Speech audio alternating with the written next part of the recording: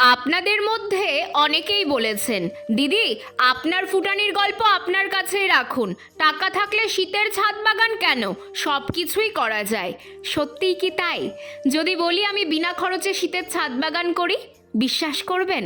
চলুন প্রমাণটা তাহলে দিয়েই দিই। এবছর ডালিয়া করেছিলাম, আর এই ডালিয়ার চারা না কিনেই আমি ডালিয়া গাছ কী করে সংগ্রহ করি সেটাই বলি। ডালিয়া গাছটা মরে যাওয়ার পর গাছটা তুলে নেওয়ার পর অনেকগুলো মোটা মোটা মূল পাওয়া যায়। এবার সেগুলোকে সংগ্রহ করে আমি 5 দিন কড়া রোদে শুকিয়ে নিলাম।